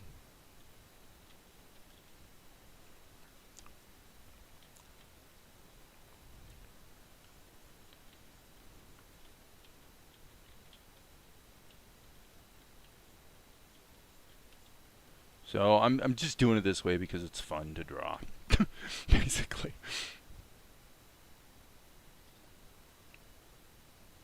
So and I'm giving myself some latitude here to just play around with some potential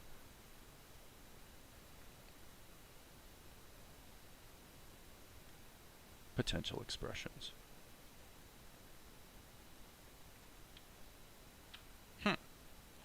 Don't like what I did there, but it's not the worst idea in the world.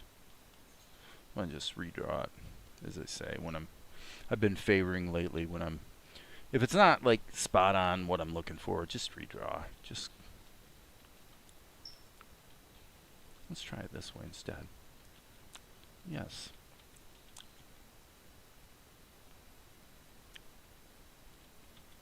Just playing around with this. What if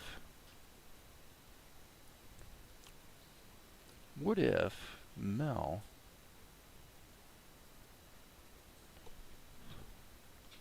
okay, this whole problem of having things being slanted because I'm a righty is a bit egregious.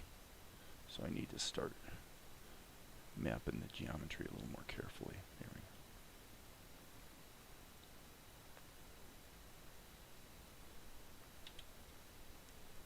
Don't like that either.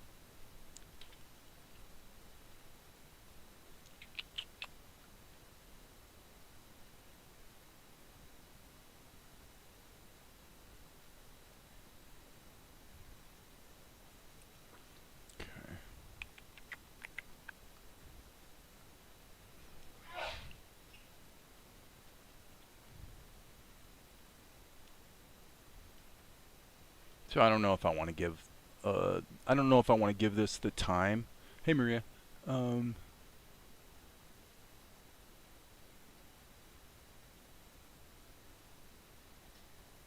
fingerprinting face.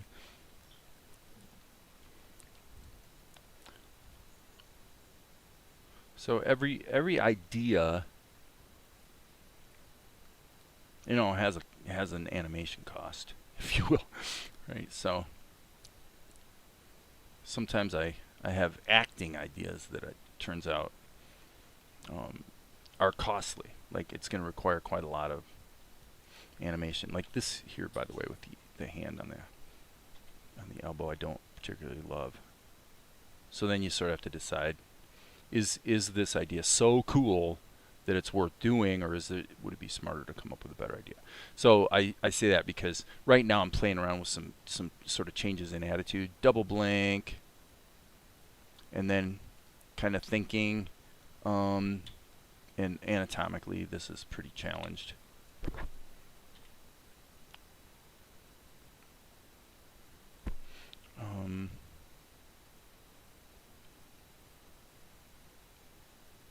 And it's come up just in the past week.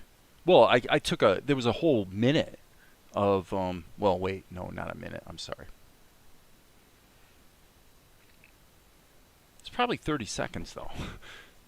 There's at least 20. There was a week's worth of work this week that I cut out of that opening sequence. Like I got the whole thing done, and then the storytelling just was working better if it was removed, and this is what you do. So okay, this feels more like what I was trying to do. I'm just going to give him dots for eyes at the moment because the idea is to just convey this sort of confusion. Problem here being that let me do that again. Oh, come on. Really? S key. Let's try that again, friends.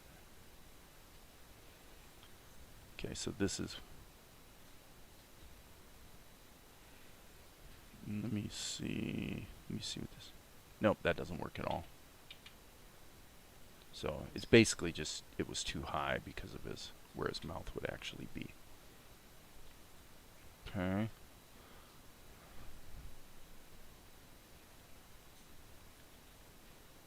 All of which is to say that what I'm doing right now is it's highly likely that what I finally wind up doing is going to be quite a bit simpler. But I just want to play around with some of the attitudes and the acting that one might do in a very economical way, which is just a scribbled out pencil test.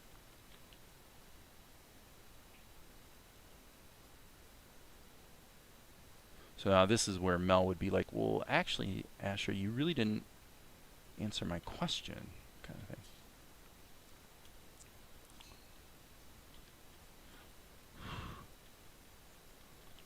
Okay, so now I'm feeling this idea, right? The hand kind of out like that, like. So yeah, this is what I've been doing lately. I mean, it's just a lot more. It's a lot more of a full animation kind of approach, and sometimes it works, you know. But just never know. Sometimes you just have to try these ideas and see how they go. Boom, boom. I'm not even being all that careful to make sure Mel is on character at the moment because I just want to kind of play around with the acting. Here,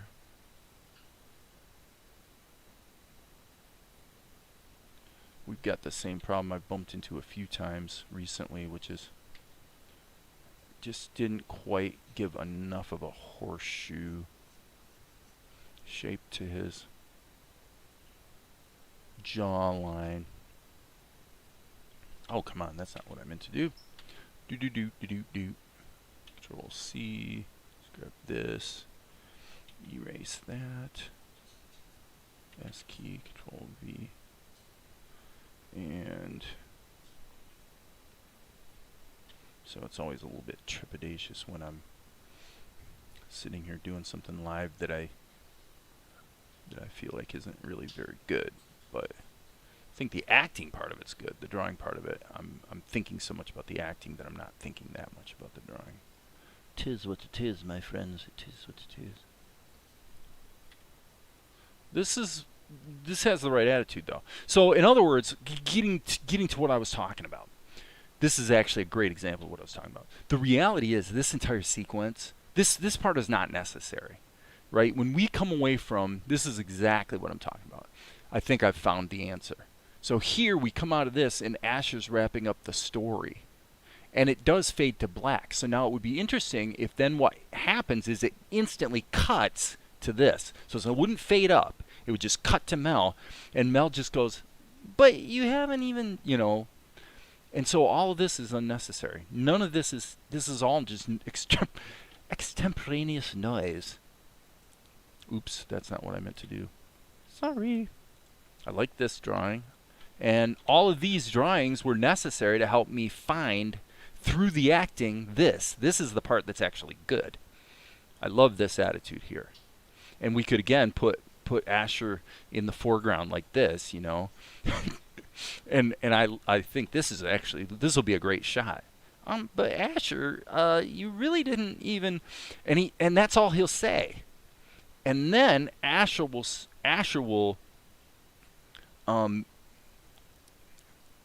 you know, here's Asher like this, and he's gonna jump up. Oh, no time. We have work to do. Sorry, you know, gotta go, kind of thing. So he's gonna just leap up, you know, interrupting Mel, and then it cuts to the original, you know, opening sequence. You know, once we meet, not opening sequence, but the first sequence where we actually met Asher and Mel in the previous incarnation of the story before I rewrote the first sequence. So I've kind of thought it was important to meet our main character right away. So yeah, okay. This I feel much better about.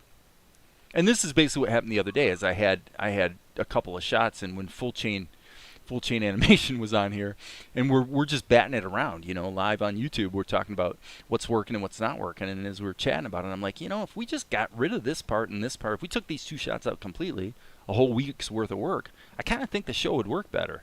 And so I cut them out, and there was no doubt. There was absolutely no doubt that it was better. It was crisper. Everything flowed, you know,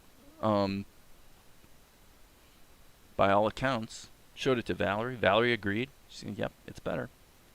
So you have to be ruthless. Obviously, his hand is pretty... He's got a pretty supple hand from the looks of it. But, you know, again, we're just trying to convey the idea at this point. He's got his little armbands he wears. So, yeah, that should be the... We'll go ahead and redraw this, I guess, right now. But this should definitely be the opening shot. And...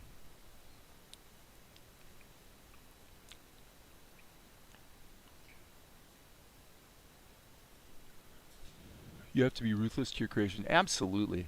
And I love doing it. I really do. I love just, you know, because you know when it's better. And it's the more mature thing to do, is to be willing to, as they say, strangle your babies in the cradle. You know, that's the terminology that people tend to use in regard to screenwriting. So, but as a storyteller, it's absolutely true. You do need to be ruthless, and that's one of the reasons why I'm really feeling good about this show. Is I'm really sure that by rewriting the beginning and getting this stuff in here at the beginning with Asher and Mel is going to make everything about the entrance into this universe better, more entertaining, more fun. Probably, so if we're going to frame this way. Probably should make Mel just slightly smaller and then give him a little more of an offset. And then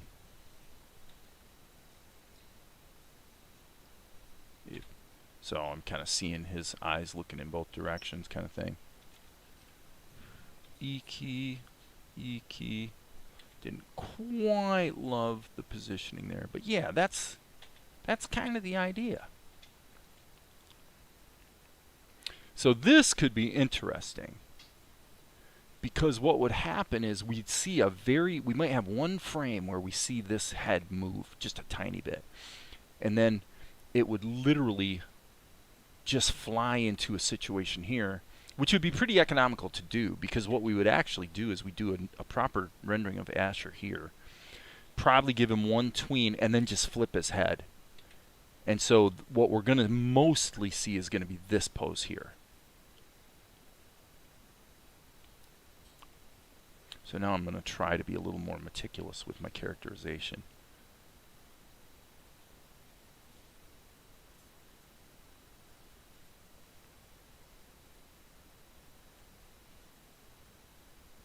So it's going to be like, no time for that, gotta go.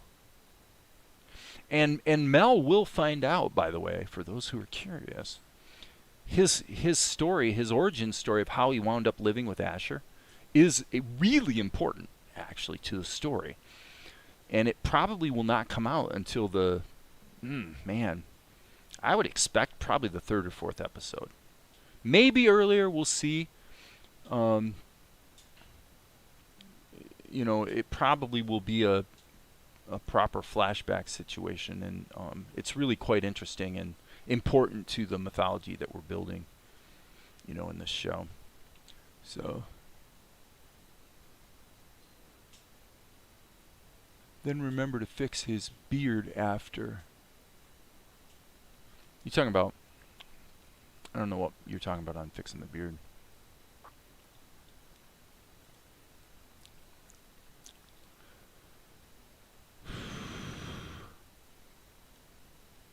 So I'm just going to move this over here, because this is going to be, well, actually, let's get rid of it. What's really going to happen here is, let's go ahead and add a Control-C, Control-V, and then let's make this red. Okay, so what I'm going to do here is just grab this, Control-C, Control-V, bring it over here, hit the fill tool in freehand mode, and what we're going to fill is actually the lines, and we're going to fill it with the red color. So now we just have that. So we know that that's basically a reminder of what we're planning to do later. And then I'll come over here and make this -100. And I'm not going to figure out the exact positioning right now, because it's actually not that important. Because he's going to start out in motion. So you're going to have a maximum of probably 3 frames before he it has made his way to this pose. The only part that isn't symmetrical. Oops. Okay, so now what I want to do is I'm going to ignore that little red Asher. And I just want to think. So now I'm kind of in anime mode now. Meaning, what I'm thinking about is, what is the least I can do that's going to give me the proper storytelling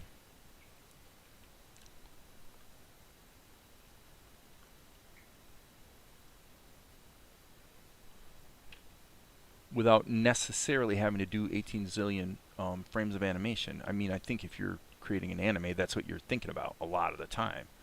What's the key pose that tells the story? So what would, in other words, if we're going to put Asher in a still frame, okay, we're not going to animate him, let's say. We have to, this is what we did with Mel.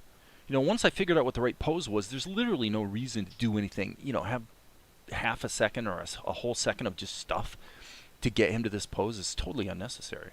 Of course, this is going to be animated. You know, of course, this is going to be like, we'll see his hand kind of go like that. I mean, I'm actually going to bend his hand as well, so he's going to bend at the wrist. So don't worry, he will bend at the wrist. But the idea is that once we enter the shot, it cuts to it, and then you see this, and maybe his head cocks just a little bit, and then he just says his line of dialogue. That's the important thing. So what's the important thing here? Well, let's play around with this a couple different ways. Let's take this and get it out of the way. Okay, let's think about this. This is important.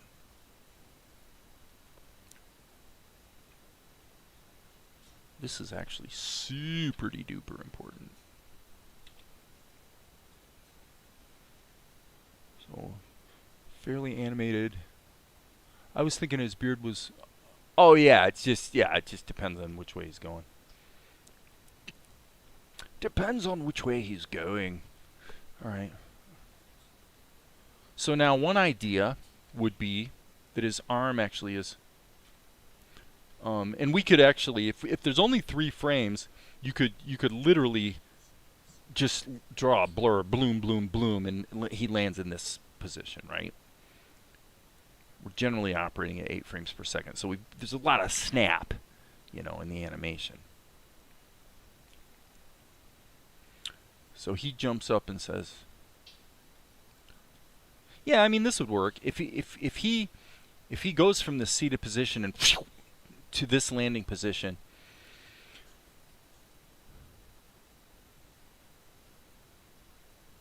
What I'm thinking is,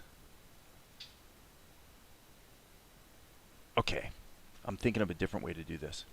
Here's my idea. Let's block his beard here. Speaking of beards. Okay, here's what I'm going to do. Let's take this and put this up even higher like that. Okay. Now, what I'm thinking is, we should probably tighten him up closer. Okay. So the idea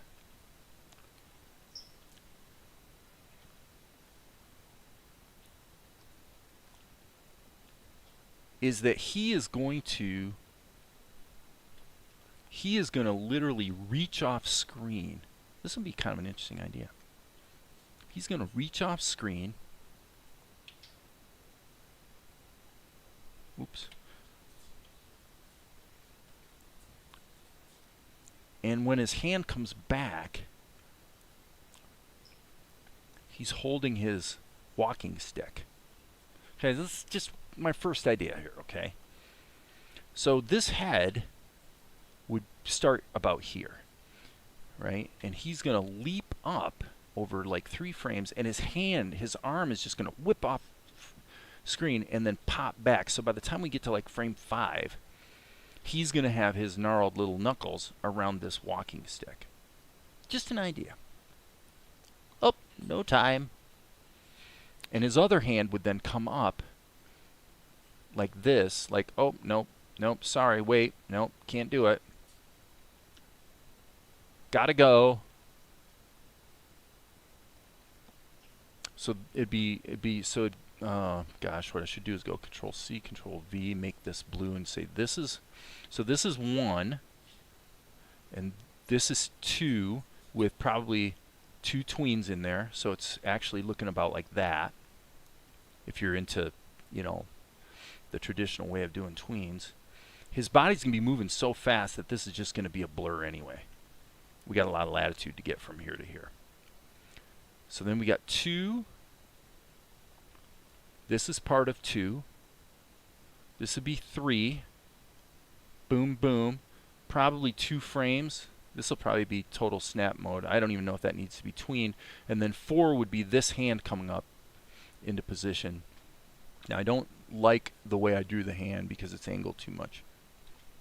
So let's just kind of look for those flow lines I like to talk about.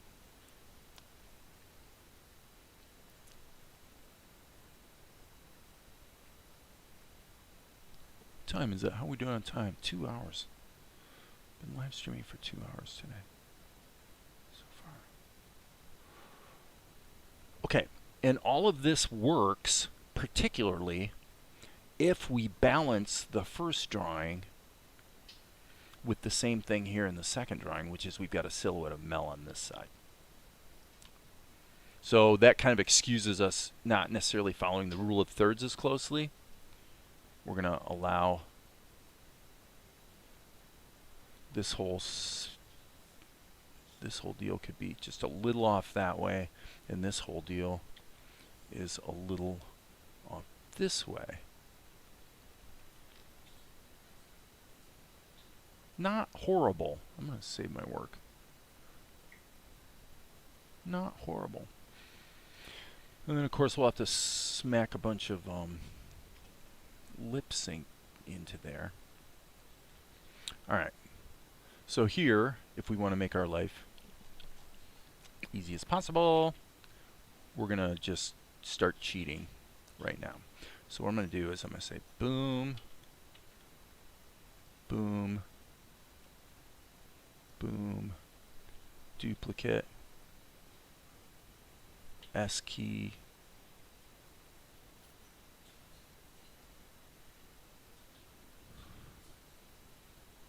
and just get rid of these, make this a duplicate, and let that fall. Okay, and then just to sort of balance it out a little bit, maybe take a little bit of an attitude there with his head. So now I usually want to give like at least 1 frame, sometimes 2 or 3 to start the... Yeah, so if we cut right to this, that will work.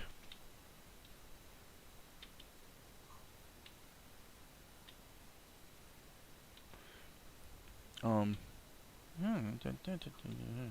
so now this would go something like this. But Asher, you really didn't tell me.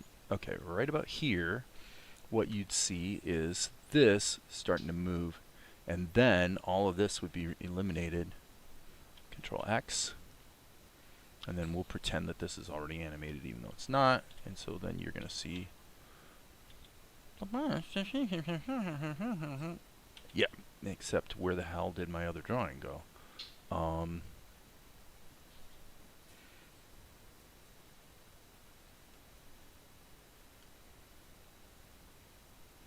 What in the world? Okay, so somehow, total mystery to me, somehow Tahoma literally threw away and destroyed. I'm sure it's something I did, but somehow that entire drawing just got deleted. So now we gotta hit undo a few times and watch it run out of undo.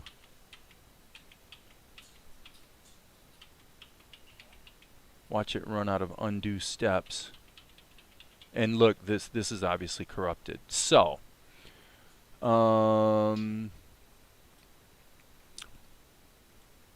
yeah, this is where Darren would be saying, gee, I hope you saved your work. What I can do, hey, This is, obviously we have a disaster here. So what we can do though is let's look at this level. I don't know when I saved last. So what I'm going to do is it seems to me I saved it before I animated his hand. So what I'm going to do is I'm going to look at the level settings and I'm going to try to find this TLV. So this is in drawings and this is RB. Am I reading that right? RB.TLV. Okay. So what I want to do is go find the save TLV level and see if we're okay with the save TLV level. So that's RB, QRB, and there it is. Let's see what we have. And even in the saved one, the entire drawing is gone. So, well, yeah. I'll tell you what we're going to do. I'm just going to start doing redo and live with it. And of course, now all of the redo is not working. Yeah, this is the type of stupidity you don't normally actually have to deal with Tahoma. But we is where we is. So, yeah, right. That's what Tahoma says.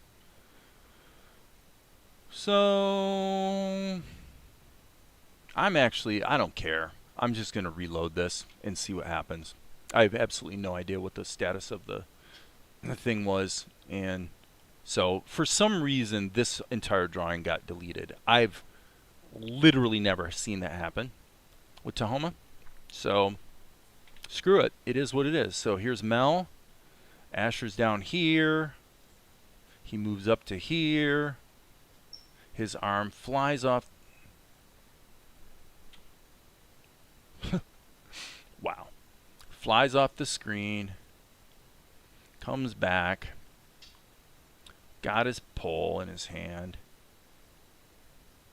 So that's what it was. So we're going to go 1, 2.